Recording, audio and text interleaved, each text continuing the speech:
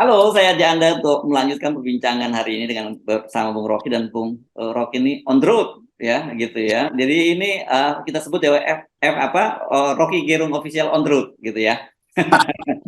Saya lagi menemui mahasiswa di Bandung yang mengundang saya tuh anak-anak UIN gabung dengan UMY itu Ya, ya. ada kondisi baru bahwa akhir-akhir ini saya muter-muter Jawa Hmm. itu menemui mahasiswa sebelumnya.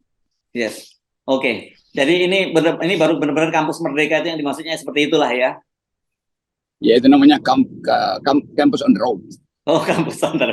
Oke, mari kita bicarakan juga soal yang saya kira tidak kalah seriusnya ya, Bung Rocky, ini berkaitan dengan kesehatan masyarakat dan juga berkaitan jelas ini dengan masa depan bangsa kita ya. Karena kemarin itu 5 organisasi kesehatan, ada ID, ada PDGI, dokter gigi, ada perawat, ada apalagi bidan dan sebagainya itu juga termasuk apoteker itu berunjuk rasa menolak omnibus kesehatan gitu ya.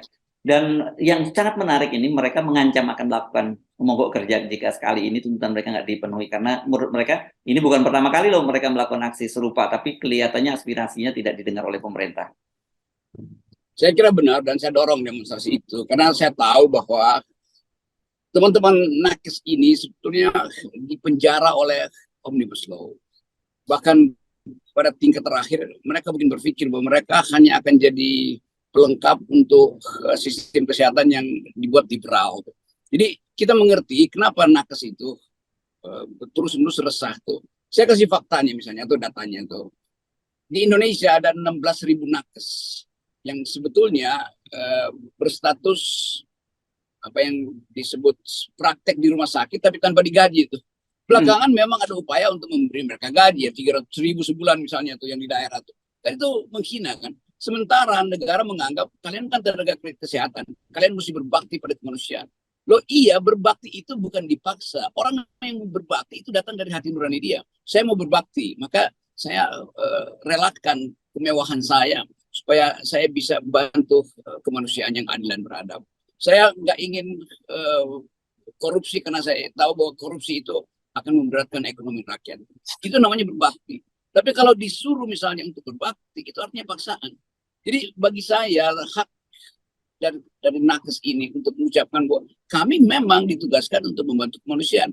Tetapi justru karena kami membantu dengan kemuliaan hati kami, jangan hal-hal yang bersifat mendukung praktek kami di daerah itu dibatalkan melalui upah misalnya atau kecenderungan untuk menganggap bahwa kalian itu kan harusnya cukup berbahagia karena nanti satu waktu masa depan kalian lebih baik dari buruh misalnya, itu kan palsu tuh. Jadi bagi saya berhak bagi nakes ini untuk mulai protes dan kalau bisa ya lanjutkan terus sampai undang-undang kesehatan itu dibatalkan di dalam omnibus law. Ya, yang Anda maksud 16.000 itu apa ini ya? Dokter residen, dokter yang ya mengambil spesialis itu ya? Ya, dokter-dokter yang lagi ngambil spesialis kan dianggap sebagai ya kalian kan bekerja di dalam fasilitas pemerintah dan kalian kan nanti jadi spesialis kan latar belakang pikirannya itu kan karena itu kalian nggak perlu digaji lo padahal dia itu bekerja loh itu dilindungi juga oleh undang-undang tenaga kerja semua orang yang bekerja harus dikasih upah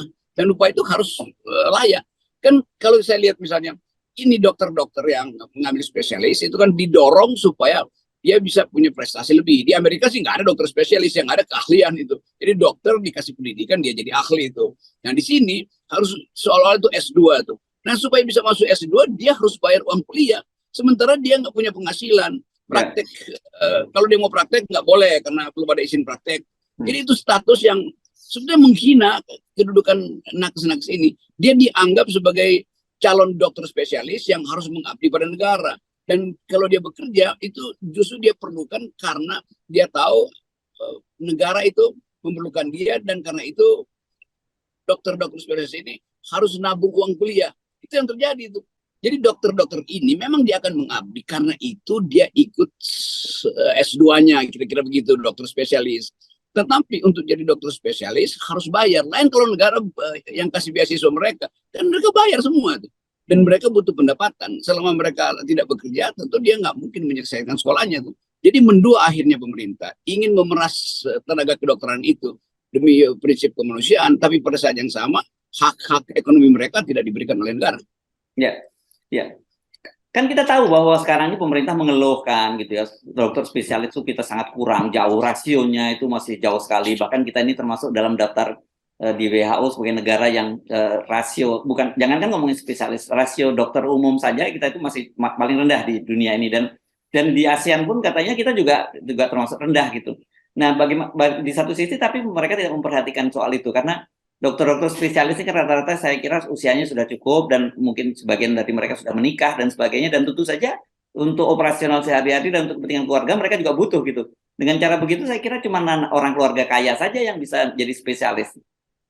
Ya itu akibatnya. Jadi kalau kita lihat bahwa bertumbuhnya rumah sakit swasta dan di situ akan dijadikan sebagai sumber rekrutmen dokter sehingga nggak perlu lagi sekolah macam-macam misalnya, itu artinya akan ada kartel yang mengatur distribusi dokter ini kan. Jadi kartel ini yang berbahaya tuh. Padahal misalnya grup Lipo itu kan banyak betul rumah sakit. Oh iya iya iya. Iya, tanpa ingin menuduh, tetapi itu praktek kapitalis sebetulnya. Itu yang mungkin bisa saya ucapkan. Dokter itu disumpah, namanya sumpah Hippocrates, bukan sumpah Lipokrates ya.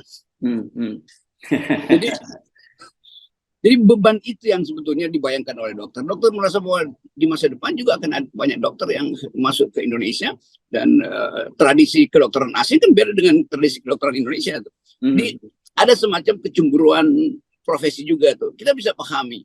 Dokter Indonesia terlatih untuk melihat diagnosis dari awal, begitu pasiennya masuk ke ruang kedokteran, ruang si dokter bisa kira-kira, oh ini orang sebetulnya ya keluhannya psikosomatik aja tuh, tapi pura-pura minta diobati tuh. Karena ada kedekatan kultural tuh. Kan itu yang penting tuh. Jadi kalau kita misalnya ingin distribusi dokter itu merata, ya latih aja beberapa dokter. Kan dokter umum bisa dilatih untuk beda-beda kecil aja kan, bisa juga kan. Sehingga pada saat yang sama dia memperoleh pelatihan keahlian, tapi dia tidak dinyatakan sebagai pekerja kemanusiaan yang tanpa gaji tuh, karena dia tetap berpraktek sebagai dokter tuh. Ini masalahnya tuh, dan kita mau buka ini sebetulnya dalam upaya untuk menjadikan tema kedokteran ini menjadi dokter itu mesti menghasilkan keadilan bagi dokter itu sendiri dulu, baru bisa kita sebut bahwa dia bisa mengabdi. Jadi kalau dokternya sendiri harkat dia tidak dihargai negara, bagaimana dia mau punya harkat di mata pasiennya? Ya, nah ini saya kira yang menjadi kekhawatiran para tenaga nakes ini ya, bukan hanya dokter ya, termasuk yang lain-lain itu berkaitan dengan omnibus law ya, omnibus kesehatan. Dan kita tahu kan kayak kemarin omnibus law cipta kerja itu sendiri itu pasti lebih berpihak pada kepentingan kapitalis. Dan saya kira ini juga itu kaitannya tadi yang Anda sebut tadi kan. Ini karena kan kita tahu tuh ada kartel mulai dari pabrik farmasi, rumah sakit, dan sampai kemudian sekolah kedokteran. Itu kan terjadi. Saya tahu itu. Kalau kita baca literatur ada yang disebut farmakopolitik. Jadi farmasi itu dikendalikan oleh para politisi sebetulnya. Entah dia di DPR bersama dengan industri farmasi, lalu mengatur obatnya hanya boleh obat ini, lalu didistribusikan pada dokter-dokter. Dokter-dokter nggak punya pilihan, dia mesti tunduk di situ tuh. Jadi farmakopolitik ini membuat kita nggak merasa bahwa kedokteran itu dimaksudkan untuk merawat pasien. Yang terjadi kedokteran itu dijadikan alat untuk mengakumulasi kapital di wilayah teknologi medis. Kita bisa pastikan itu terjadi di Indonesia. Karena kedokteran itu juga kartel di tingkat dunia. Itu gabungan antara keahlian kedokteran dengan kepentingan bisnis farmasi itu atau bisnis alat-alat kesehatan. Itu yang mesti kita buka sebetulnya ke publik. Saya sering melakukan semacam itu ya. Saya coba misalnya ketika dapat dokter di satu kebetulan rumah sakit itu adalah jaringan obat dari jaringan pabrik farmasi misalnya begitu, dan kemudian ketika diberi resep oleh dokter saya minta ini karena pasti resep obatnya dari pabrik yang sama gitu, saya minta ini yang generik begitu ya. Kadang-kadang dia dikasih, kadang-kadang ditolak, dan ketika kemudian kita bandingkan antara generik dengan yang bermerek tadi, harganya itu bisa seperempatnya loh Bung Rocky. Itu juga berlaku di semua tempat di mana ada mesin baru USG misalnya itu. Ya dipaksa aja si ibu itu anak mesti di USG. Padahal dari dulu kehamilan ibu itu bisa dideteksi melalui nafas ibu tuh, melalui detak jantung si ibu, detak jantung bayi dan detak jantung ibu kan sama aja tuh. Tapi karena ada teknologi baru, maka rumah sakit mesti investasi itu. Akibatnya disuruhlah hal yang sederhana harus pakai mesin yang canggih itu, sehingga keahlian dokter itu palpasi misalnya hilang, sehingga mesti diandalkan pada teknologi yang sebetulnya nggak dibutuhkan. Itu juga membebani rakyat kecil kita tuh. Dokter akhirnya harus tunduk di situ karena dianggap dokter harus mensosialisasikan penggunaan alat-alat kejadian, alat-alat kedokteran canggih. Enggak. Ya, ya, itu bahayanya ketika kapitalisme masuk ke dalam dunia kesehatan, yang akan jadi korban pasti rakyat gitu. Dan juga dokter-dokter yang tadinya sebenarnya banyak sekali saya tahu bahwa yang orang pengen jadi dokter itu jadi pengen pengabdian, akhirnya pun ada satu yang kemudian dia memang menikmati terlibat dalam pragmatisme jual beli obat tadi dan jual beli fasilitas tadi. Tapi ada dokter-dokter yang ya, memang dia tuh ingin mengabdikan diri jadi tersingkir kalau tidak ikut dalam rezim kapitalisme tadi itu. Iya, banyak dokter yang betul-betul berkhasrat untuk menghasilkan keadilan kesehatan. Tapi Ya. mereka tersingkir. Dan kita bisa bayangkan dokter-dokter ini kemuliaan mereka itu akhirnya terhalang lalu nanti dituduh, wah ini dokter-dokter yang balelo segala macam. Padahal mereka dididik oleh profesor-profesor mereka yang zaman dulu, yang betul-betul jadi dokter itu adalah panggilan kasih sayang kan. Dan itu masalah kita tuh. Ya, oke. Dan kalau nggak salah kemarin Anda baru ketemu juga ya di Semarang dengan para tenaga dokter itu ya. Dan kita ingat kemarin ada seorang Profesor ahli bedah di sana. Oh, ahli bedah, tapi kemudian dia kalau nggak salah epilepsi ya, spesialisnya Profesor Ya. Denal yang dicopot dari rumah sakit, diberhentikan dari rumah sakit karena dia rajin mengkritik. Kebetulan dia ini sering sekali menulis artikel-artikel yang mengkritik kebijakan pemerintah. Gitu.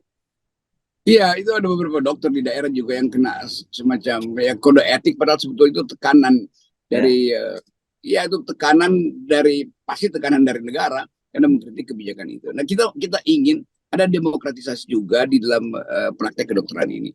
Kan pasien itu selalu tergantung pada si dokter. Pasien itu begitu dia masuk ruang periksa, dia udah merasa bahwa dia sebetulnya tidak punya hak untuk mengucapkan kritik. Walaupun dia tahu bahwa si dokter itu lakukan peralatan yang malpraktek itu. Jadi ada jarak power antara pasien dan dokter itu. Nah, dokter-dokter lain memahami itu lalu mulai kasih kritik terutama tentang relasi antara atau hak informasi dari pasien terhadap penyakitnya tuh. Kan ini bagus betul sebetulnya. Jadi kalau dokter memberi kritik pada layanan kesehatan di wilayah dia sendiri, itu artinya dia mau kritik juga kebijakan pemerintah yang parsial terhadap isu keadilan kesehatan ini. Jadi jangan dokter itu disingkirkan hanya karena dia kritis. Dokter dari awal dididik untuk kritis, bahkan untuk mengetahui nih pasiennya berbohong apa enggak nih, pasiennya caper doang apa enggak nih, pasiennya betul-betul sakit atau sakitnya dibikin pura-pura supaya dia dapat alasan untuk keluar dari penjara misalnya itu kalau dia koruptor kan itu soalnya kan. Jadi bagian-bagian ini justru kita perlukan. Critical mass ini, masa yang kritis ini harusnya kita dorong karena sistem kesehatan kita itu sama sekali nggak adil. Bagaimana mungkin orang sakit dibedakan masuk rumah sakit ABCD, lo penyakitnya sama, kenapa mesti dibedakan? Negara bertanggung jawab untuk menyehatkan orang, bukan mengatur oh anak kelas A, kelas B, kelas C. Nggak ada di dunia ini, cuma di Indonesia kesehatan itu ada kelas-kelasnya tuh. Ya. Dan saya juga sampai sekarang sering bertanya-tanya begitu ya. Mengapa ya biaya operasi itu antara kalau kita di ruang yang lebih tinggi dengan yang lebih rendah itu biayanya bisa berbeda padahal tindakannya sama. Ini kan sering jadi pertanyaan saya juga gitu. Ya karena mungkin ini merek alatnya beda tuh. Lihat pemerintah mesti jamin bahwa kalau orang sakit itu merek alat berbeda berarti dia sebut separuh dong. Kan logikanya begitu. Kan brengsek betul nih negara ini kan. Jadi mestinya ada standar bahwa semua orang dirawat dengan alat yang sama. Nggak boleh ada orang yang 3 kali disuntik terus ada yang lain cuma 1 kali disuntik. Yang 3 kali disuntik bisa kena racun juga dia tuh. Jadi kesehatan itu adalah hak asasi manusia tuh. Negara hanya boleh melayani, tidak boleh membedakan. Ya. Saya banyak membaca komentar bahwa mengecam ini dokter kok, terutama dokter ya, karena yang sebenarnya yang menjuk rasa kemarin bukan hanya dokter, karena 5 profesi tadi ada apoteker, ada dokter gigi, ada bidan, ada perawat. Ini banyak mengecam dokter kok demo hidupnya udah kaya raya masih demo mau kaya lagi. Mereka tidak sadar bahwa apa yang dilakukan oleh para tenaga kesehatan ini juga berkaitan dengan kepentingan rakyat yang lebih banyak gitu ya. Kalau Undang-Undang Omnibus Law ini, Omnibus Kesehatan ini goal, dipastikan nanti biaya kesehatan akan menjadi sangat mahal dan rakyat yang akan diperas oleh para kapitalis di dunia medis ini. Iya, bahkan pasien kalau dia miskin, dia udah diperas oleh situasi psikologis dia sendiri. Dia lihat bagaimana pelayanan pertama berhadapan dengan petugas di informasi, wajah si petugas itu udah mulai lihat, lu datang pakai sandal jepit, pasti lu BPJS, dan itu BPJS kelas 3, tunggu aja sampai dokternya selesai periksa pasien-pasien VIP itu. Kan ini masalahnya di situ kan. Jadi sebetulnya rakyat kecil begitu masuk rumah sakit, dia udah sakit 3 kali. Karena dia akan sakit hati, karena dia harus menunggu, dia juga akan dipermainkan bahwa oke, kami rumah sakit kami penuh tuh, silakan cari tempat yang lain. Padahal dia pakai BPJS tuh. Buat pergi ke tempat yang lain, dia mesti bayar taksi, bayar atau bahkan sewa mobil terbuka. Kalau anaknya lumpuh itu nggak ditanggung BPJS loh, biaya untuk pergi ke klinik. BPJS cuma tanggung pengobatannya. Tapi mondar-mandir dari satu rumah sakit ke rumah sakit yang lain itu bisa udah 500.000 hilang tuh. Jadi itu soalnya tuh. Ini akibatnya kalau public policy tidak di backup oleh social policy. Oke, baik Bung Rocky. Jadi kita tunggu. Jadi ada tadi posisinya dukung ya unjuk rasa para tenaga kesehatan ini ya. Iya, saya dukung supaya ada demo yang lebih drastis lagi. Gabung dengan buruh, gabung dengan mahasiswa. Oke, Bung Rocky. Tetap 0% buat kita ya. Itu yang paling penting buat kita ya. Iya. Oke, makasih Bung Rocky. Iya.